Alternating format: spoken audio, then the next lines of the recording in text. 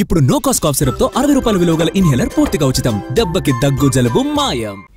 విజయనగరం జిల్లాలో manganese mining వివాదం కొనసాగుతోంది.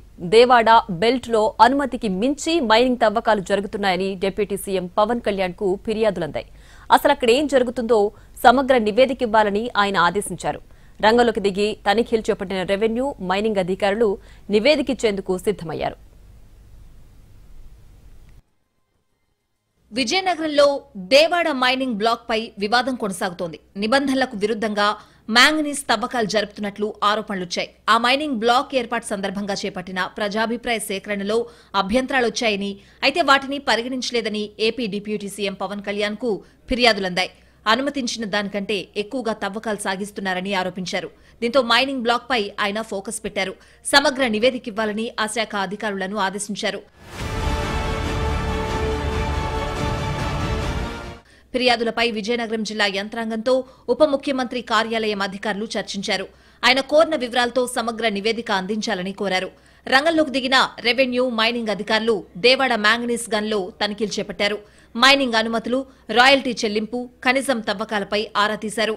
డిప్యూటీ సీఎం పవన్ కళ్యాణ్ కార్యాలయం ఆదేశాల మేరకు తనిఖీలు చేపట్టారు. దీనిపై ఓ నివేదికను పవన్ కార్యాలయానికి అధికారులు సమర్పించబోతున్నారు. దేవాడ బెల్ట్ లో 10 లక్షల టన్నులు ఏడాదికి తీసుకునేలా గనుల శాఖ అనుమతులిచ్చింది. కానీ అంతకు మించి తవ్వకాలు జరుగుతున్నాయని, ఈ టెండర్లలో అవకతవకలున్నాయని, అలాగే ప్రజాభిప్రాయ సేకరణ సరిగ్గా చేయలేదని ఆరోపణలొచ్చాయి. దీనిపై స్పందించిన యాజమాన్యం లీజుకిచ్చిన బెల్ట్ లో ఎలాంటి అక్రమాలు జరగడం లేదని అంటోంది. అనుమతుల కంటే ఇంకా తక్కువగానే తవ్వకాలు జరుగుతున్నాయని చెప్తోంది. మరోవైపు మైనింగ్ తవ్వకాలతో ఇప్పుడు కాలుష్య సమస్య ఎదుర్కోవాల్సి వస్తోందని స్థానికులు వాపోతున్నారు. ఉద్యోగ కల్పనలో కూడా స్థానికులకు ఇవ్వాల్సిన ప్రయారిటీ ఇవ్వడం లేదని ఆవేదన వ్యక్తం చేస్తున్నారు. అనుబంధ కర్మాగారం వస్తేనే ఇక్కడ తమకు మేలు జరుగుతుందని చెప్తున్నారు. ఎవరు పట్టించుకుని కాలువనేదో ఇంకేటి చూస్తారు. ఇక్కడ మట్లు కలిసిపోవడం ఉంది. అక్కడ గుజ్జాకునేది సజ్జాకునేది ఏటి లేదు. అడుక్కు తిండి కంటే వద్దాను మనం మనుషులు చూస్తానువా. మరి ఇంకేటి చేస్తారు. ఆయన పెద్ద పెద్దలు తడివిసుకుంటారు. ఎవడు మాట్లాడితే అడిగిరదం ఉన్నట్టుగా నువ్వు ఆడుతాను అనుకో, నా నిరాదమే. నువ్వు మంచిగా అంతా నీ జోబు నిండిపోతుంది. మరి పేదలు ఈ క్వశ్చన్ అన్న ఒక నైట్ లేదు, ఒక ఏడు లేదు, ఈ చీకట్లోనే ఇదవుతాను. ఫ్యాక్టరీ గురించి మా కొనుక్కుని ఇల్లు ఇవే. మరి మేము ఇంకేటి చెప్తాం. మేము మాకేం కావాలి కోరుకుంటాం అంటే, మా పిల్లలు ఉన్నారు కాబట్టి మా పిల్లలకు ఉద్యోగం కావాలి. ఉద్యోగం కూల్లాగైనా కావాలా, కంపెనీలో కావాలా. మాకు ఇల్లు శుభ్రం, వాకలు శుభ్రం, నీళ్ళు సదుపాయం, తినడానికి తిండి కూడా లేదు. ఏదో మీరు అంత ఇన్ఫర్మేషన్ ఇస్తే ఏదో మేము ఎక్కడో బతుకు తీరు చూపుతాం. పోనీ ఆడవాళ్ళకైనా ఏదో కంపెనీలో పని ఇచ్చారనుకో ఎంతో కొంత చేసుకుంటాం కదా. మాకు సదుపాయాలు లేక మేము ఇలా గూలిపోయి అని అంటున్నాం అన్నమాట. మొత్తానికి మైనింగ్ వివాదంపై పవన్ కళ్యాణ్ కు అధికారులు ఇచ్చిన నివేదికలో ఏముంది అనేది ఆసక్తి రేపుతోంది.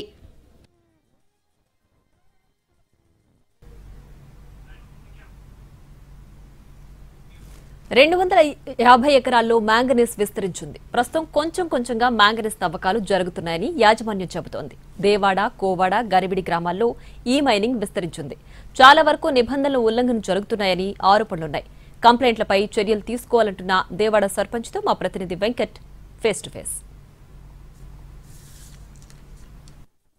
విజయనగరం జిల్లా గరిబిడి మండలంలో ప్రస్తుతం మాంగనీస్ మైనింగ్ పై వివాదం కొనసాగుతుంది. ఏదైతే డిప్యూటీ సీఎం పవన్ కళ్యాణ్కు దేవాడ గ్రామానికి చెందిన పలు ఫిర్యాదులు రావడంతోనే ఇప్పుడు దానిపైన నివేదికను కావాలని కోరడం జరిగింది. మైనింగ్ అధికారులు ఇప్పటికే దానిపైన అన్ని సిద్ధం చేస్తున్న పరిస్థితి ఉంది. అయితే ప్రస్తుతం ఆ దేవాడ విలేజ్లో మనం ఉన్నాం.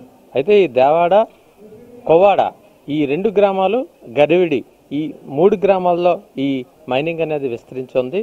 మాంగనీస్ మైనింగ్ చేయటానికి ఇప్పటికే అది ప్రభుత్వం పర్మిషన్లు ఇచ్చింది. అయితే దీనికి సంబంధించి తవ్వకాలు కూడా జరుగుతున్నాయి. అయితే ఇప్పుడు అసలు ఇక్కడ దాదాపు 250 ఎకరాల్లో ఈ మాంగనీస్ అనేది విస్తరించి ఉంది. అయితే ప్రస్తుతం కొంచెం కొంచెంగా మైనింగ్ అయితే జరుగుతుంది అనేది యాజమాన్యం ఒకవైపు నుంచి చెప్తుంది. అయితే దీంట్లో చాలా వరకు కూడా వైలేషన్స్ ఉన్నాయనేది చాలా ఫిర్యాదులు అందడం నేపథ్యంలో ఇప్పుడు అంతా కూడా ఒక వివాదాస్పదంగా మారింది ప్రస్తుతం. అయితే దేవాడ గ్రామంలో మనం ఉన్నాం. దేవాడ బ్లాక్ సంబంధించి మైనింగ్ ఎక్కువగా జరుగుతుంది. ఈ మైనింగ్ అక్రమాల్లో కూడా అక్కడే ఉన్నాయనేది చెప్పుకురావడం జరుగుతుంది. అయితే ప్రస్తుతం మనకి దేవాడ సర్పంచ్ ప్రతినిధి మనతో పాటు ఉన్నారు. ఆయనతో మాట్లాడే ప్రయత్నం చేద్దాం. ఈ మైనింగ్ అనేది మీ ఏరియాలో విస్తరించి ఉంది కదా, ఇక్కడ ఎట్లాంటి అనుమతులు కానీ ఎలా నిర్వహిస్తున్నారు, ఎలా ఇచ్చారు? ఇక్కడ మాది దేవాడ విజయనగరం జిల్లా గరుడ మండలం దేవాడ విలేజ్ అండి. మా ఊర్లో 3 బ్లాక్లుగా మైనింగ్ జరుగుతుంది. గతం 50 సంవత్సరాల నుండి అయితే 2 బ్లాక్లు కంటిన్యూ అవుతాయి. ఇప్పటి వరకు దానివల్ల మాకు ఎటువంటి ఇబ్బంది లేదు, కంటిన్యూ జరుగుతూనే ఉంది. సదనంతపురం దేవాడ సంబంధించి కొత్తగా ఈ 1 ఇయర్లో దేవాడ బ్లాక్ అనేసి కొత్తగా ఒక మైన్ ఓపెన్ అవ్వడం జరిగింది. ఆ బ్లాక్లో 4 పంచాయతీలకు సంబంధించిన వరకు రెవెన్యూ పరమైన ఉందని చెప్పారు. కానీ దాంట్లో ఏంటంటే కోడూరు, కొండపాలెం, గరివడి, దువ్వం ఇంక్లూడింగ్ దేవాడ కూడా అనేసి బ్లాక్ అని చెప్పారు.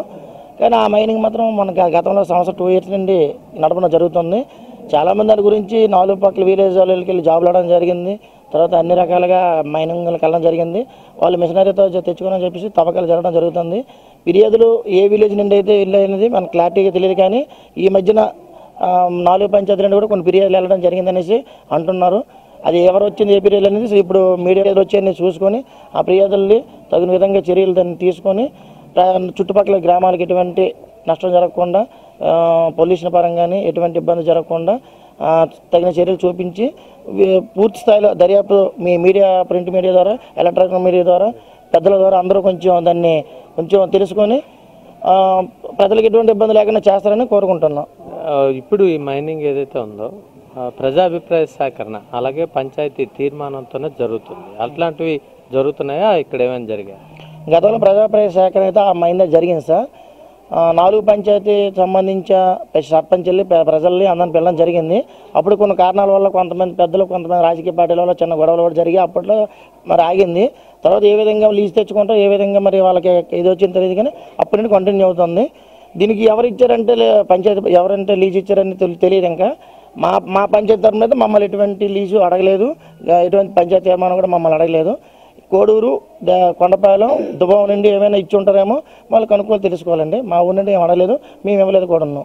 మైనింగ్ వాళ్ళు కొంచెం ఇబ్బందులు ఉన్నాయి కాబట్టి మా ఊరి నుండి ఏమైనా ఉంటే కొన్ని ఉద్యోగాలు అడగడం జరిగిందండి. 4 గ్రామాల సర్పంచులు కూడా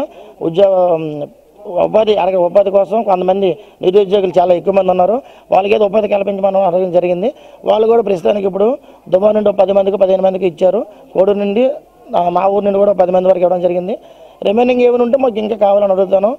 ఆ విధంగా చూసుకుంటే మరి తప్పదు నష్టం ఎవరు వెళ్తాను కాబట్టి దానివల్ల మాకు కూడా ఏదో ఉపాధి కల్పించాలని కోరుకుంటున్నాం. ఈ గ్రామ పరిధిలో సంబంధించి మైనింగ్ ప్రజాభిప్రాయ సేకరణ జరిగినప్పుడు మా యొక్క సమస్యలను కూడా వాళ్ళు ముందుంచడం జరిగింది. దానికి కూడా ఆ మేనేజ్మెంట్ అంగీకారం తెలిపింది. అయితే కొన్ని సమస్యలు అయితే ఉత్పన్నం అవుతున్నాయి మైనింగ్ వలన. ఎందుకంటే కొంత పొల్యూషన్ రావటం కానీ, కొంత రోడ్స్ పాడవటం కానీ అట్లాంటివన్నీ ఇబ్బందులు ఉన్నాయి. అలాగే దానికి తగ్గట్టుగా మాకు ఆల్టర్నేటివ్ ఇక్కడ అరేంజ్ చేయాలి, మినరల్ వాటర్ ప్లాంట్ ఏర్పాటు చేయాలని అప్పుడు ప్రజాభిప్రాయ సేకరణలోనే అడగడం జరిగింది అనేది చెప్తున్నారు. అలాగే కొన్ని గ్రామాల నుంచి పూర్తి స్థాయిలో ఉద్యోగాలు కూడా వాళ్ళు డిమాండ్స్ ప్రకారం అడగడం జరిగింది. దానికి కూడా అంగీకరించినట్లు చెప్తున్నారు. అయితే ప్రధానంగా దీనికి పొల్యూషన్, అలాగే మైనింగ్, లోతైన మైనింగ్, అలాగే ఎక్కువ శాతం ఇక్కడి నుంచి దానికి మోతాదుకి మించి మైనింగ్ చేస్తున్నారనేది చెప్తున్నారు. కానీ